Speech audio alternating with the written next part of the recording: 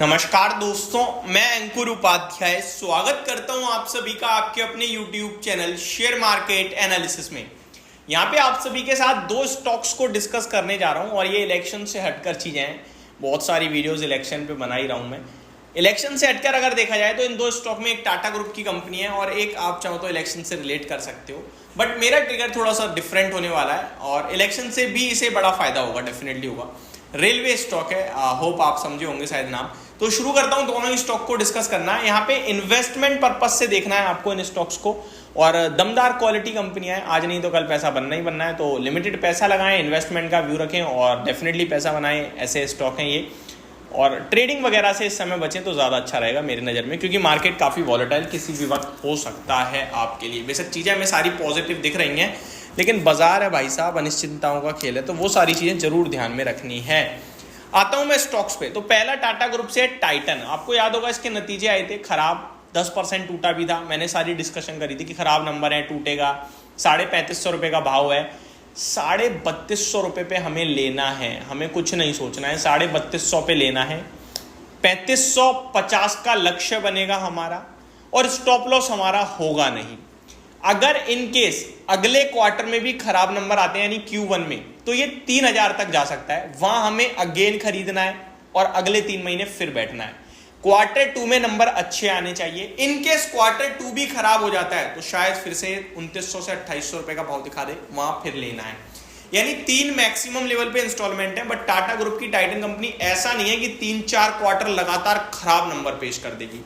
High beta stock है, बड़े movement देता है और बाजार की तेजी में भी अलग ही चाल चलता है। तो मेरा मानना है कि अगर हम 2 बार खराब नंबर ले लें और खराब प्रदर्शन रहे 6 महीने तक, तो अभी तो हम 10% के लिए प्ले कर रहे हैं, 3240 पे लगाएंगे, लेकिन खराब नंबर आए तो 3000 हो जाएगा, तो वहां और एक्यूमुलेट करेंगे, हमारा बाइंग का भाव आ जाएगा 3100 रुपए। इन केस क्वार्टर 2 भी खराब आ गया तो 2800 रुपए तक मिलेगा, वहां अगेन एक और बार लेना है और बाइंग का प्राइस बन जाएगा हमारा इस हिसाब से 2950 से 3000 के बीच में। हमें इक्वल शेयर्स खरीदने हैं, ऐसा नहीं अभी 100 ले लिए तब 10 ले पा रहे, नहीं। पैसे को 3 हिस्सों में बांट देना सबसे कंजर्वेटिव होके। 2950 to 3000 का हमारा बाइंग प्राइस बनेगा। एवरेज करने के बाद मैं राउंड फिगर में 3000 ले लेता हूं। अब जब 3000 का हमने भाव ले लिया बाइंग करने के बाद, अब इसमें क्या करना है वो समझिए। देखिए 3000 ले लिया, 6 महीने रुक गए हैं, टारगेट बढ़ाकर सीधे कर दो 3600 रुपए का।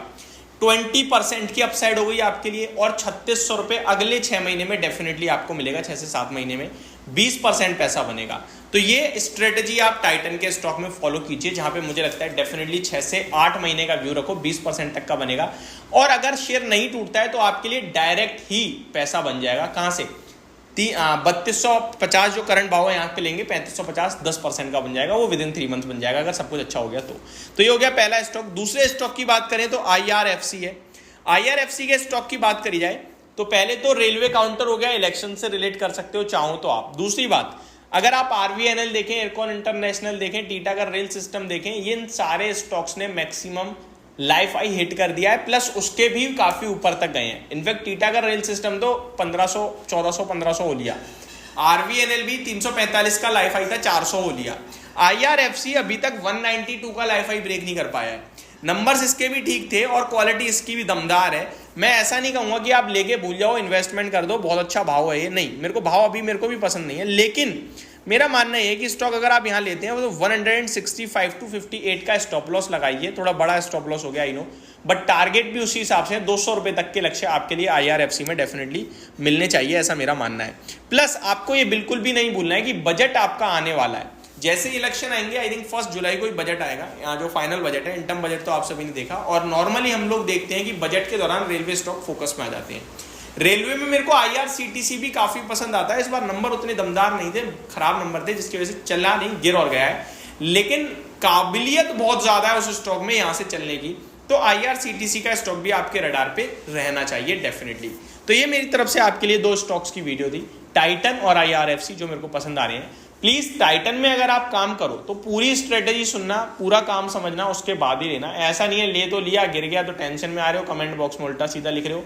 6 से 8 महीने 2 क्वार्टर के रिजल्ट देखने हैं आपने।